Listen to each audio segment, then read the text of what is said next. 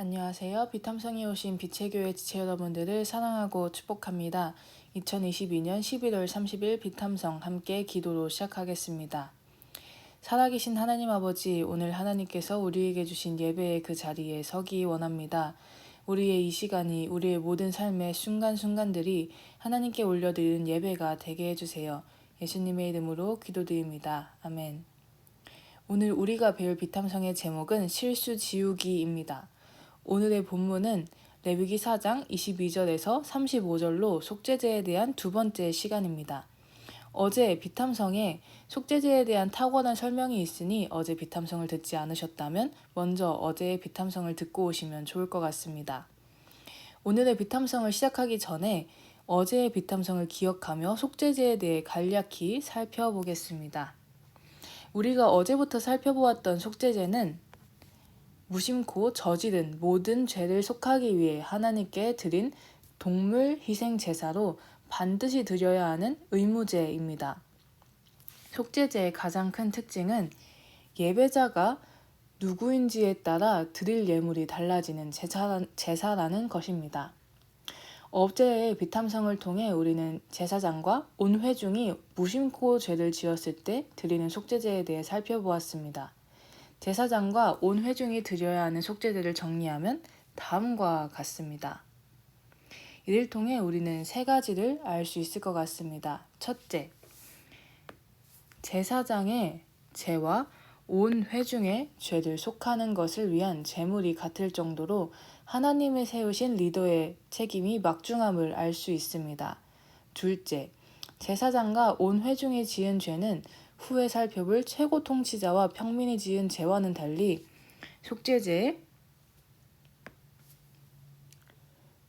속죄제에서 성막 안으로 피를 가져갑니다. 이는 제사장과 온 회중이 짓는 죄는 하나님께 더 가까이 나아가야 할 정도로 아주 무겁게 다루어져야 함을 알 수 있는 것입니다. 마지막으로 제물의 나머지는 이스라엘 진영 밖에서 불로 태워집니다. 이는 죄를 완전히 하나님의 백성들 사이에서 끊고 없애기 원하시는 하나님의 모습을 보여줍니다. 이렇게 제사장과 온 회중을 보았다면 이제는 남은 최고 통치자와 평민이 죄를 지었을 때 드려야 하는 속죄제에 대해 살펴보기 원합니다. 레위기 4장 22절에서 26절 최고 통치자가 실수로 나 주 하나님이 하지 말라고 명한 것을 하나라도 어겨서 그 허물로 벌을 받게 되었을 때에는 자기가 지은 죄를 깨닫는 대로 곧 흠없는 숫염소 한 마리를 제물로 끌고 와서 그 숫염소의 머리 위에 손을 얹은 다음에 주 앞 번제물을 잡는 바로 그곳에서 그 숫염소를 잡아야 한다. 이것이 속죄 제물이다. 제사장은 그 속죄제물의 피를 얼마 받아다가 손가락으로 찍어서 번제단의 뿔에 바르고 나머지 피는 번제단 밑바닥에 쏟아야 한다. 그런 다음에 그는 화목제물에 기름기를 다루듯이 숫염소에 기름기를 제단 위에 올려놓고 모두 불살라야 한다.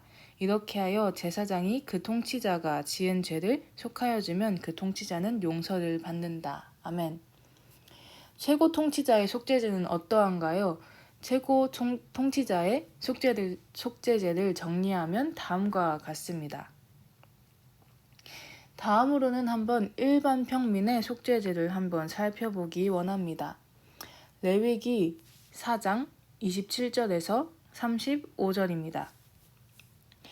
일반 평민 가운데서 한 사람이 실수로 나 주가 하지 말라고 명한 것 가운데서 하나를 어겨서 그 허물로 벌을 받게 되면 그는 자기가 지은 죄를 깨닫는 대로 곧 자신이 지은 죄를 속하려고 흠없는 암염소 한 마리를 제물로 끌고 와서 그 속죄 제물의 머리 위에 손을 얹은 다음에 번제물을 잡는 바로 그곳에서 그 속죄 제물을 잡아야 한다. 그러면 제사장은 그 제물의 피를 얼마 받아다가 손가락으로 찍어서 번제단의 뿔에 바르고 나머지 피는 모두 제단 밑바닥에 쏟아야 한다. 제물을 가져온 사람이 화목제물의 기름기를 떼어내듯이 기름기를 모두 떼어내면 제사장은 그것을 받아 제단에 올려놓고 나 주가 그 향기를 맡고 기뻐하도록 불살라야 한다. 이렇게 하여 제사장이 제물을 가져온 사람의 죄를 속하여 주면 그는 용서를 받는다. 평민이 속죄제사 제물로 양을 가져오려면 그는 흠 없는 암컷을 가져와서 그 속죄제물의 머리 위에 손을 얹은 다음에 번제물을 잡는 바로 그곳에서 그 암양을 잡아서 속죄제물로 삼아야 한다. 그러면 제사장은 그 속죄제물의 피를 얼마 받아다가 손가락으로 찍어서 번제단의 뿔에 바르고 나머지 피는 모두 제단 밑바닥에 쏟아야 한다. 제물을 가져온 사람이 화목제사의 제물에서 양의 기름기를 떼어 가져오듯이 기름기를 모두 떼어 가져오면 제사장은 그 기름기를 받아서 제단 위에다 주에게 살라바치는 제물 위에 올려놓고 불살라야 한다. 이렇게 하여 제사장이 제물을 가져온 사람의 죄를 속하여 주면 그는 용서를 받는다. 아멘. 평민의 속죄제를 정리하면 다음과 같습니다. 특별하게 평민의 속죄제는 그의 형편에 따라 제물이 정해지는 것을 볼 수 있습니다. 레위기 5장에서 보면 암염소와 암양마저 힘든 사람들을 위해 산비둘기, 집비둘기 혹은 고운 가루로 속죄제물을 사용할 수 있었습니다. 모든 이들의 형편을 보시며 그들의 삶을 바라보시는 하나님의 사랑을 알 수 있습니다. 한번 속죄제에 대해 정리를 해보겠습니다. 속죄제물을 보면 제사장과 온 회중의 값어치는 제물의 값어치는 같고 그 다음 족장 그리고 평민의 순의 값어치임을 볼 수 있습니다. 이것을 통해 우리는 두 가지를 알 수 있습니다. 첫째, 리더일수록 큰 책임감이 따른다는 것입니다. 여러분이 교회에서 혹은 어느 구역, 직장, 가정에서의 리더라면 하나님께서는 여러분에게 정결하고 거룩하게 살아가라는 사명을 지어주신 것입니다. 어쩌면 여러분이 나는 아무것도 책임지지 않고 있고 리더가 아니라고 생각하실 수 있습니다. 하지만 하나님께서는 여러분을 왕과 같은 제사장으로 이미 삼으셨고 이 세상 속에서 누군가는 여러분을 통해 하나님을 알아가고 있습니다. 이 비탐성을 듣는 모든 하나님을 믿는 사람들은 영적인 리더의 자리에 계신 분들입니다. 우리는 살아갈 때 매 순간 거룩한 삶, 하나님을 닮아가는 삶을 살아가기 위해 고군분투해야 합니다. 둘째, 제물의 값어치가 다르다고 속죄의 효과가 다르지 않다는 것입니다. 비싼 제물도 싼 제물을 바치는 사람도 모두 똑같이 속죄를 받습니다. 하나님께서는 우리 모두를 사랑하시며 우리의 삶의 모습과 형편을 아시는 하나님이십니다. 내가 하나님께 무엇을 드렸느냐가 중요한 것이 아니라 하나님이 어떤 분이신가가 중요한 것입니다. 하나님께서는 재물의 크고 작음이 아닌 나의 상황을 아시는 분이시며 우리를 구원하시며 사랑하는 분이십니다. 하나님 앞에서 나 자신이 자랑되는 것이 아니라 나 자신은 작아지고 하나님이 커지기 원합니다. 마지막으로 한 가지만 더 살펴보겠습니다. 앞에 속죄제의 정의 속에서 무심코 라는 단어를 기억하실 것입니다.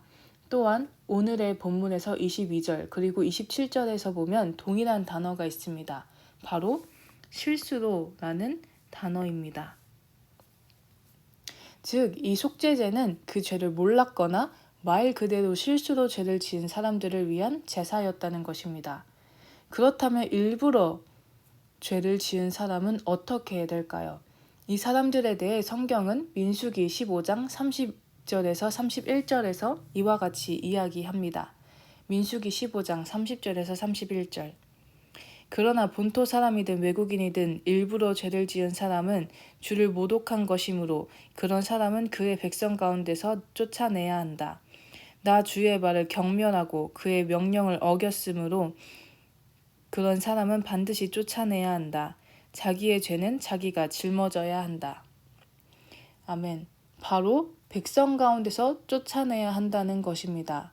하나님이 없는 것처럼 하나님은 보실 수도 들으실 수도 없는 것처럼 죄를 짓는 사람을 위한 제사의 자리, 예배의 자리는 없습니다.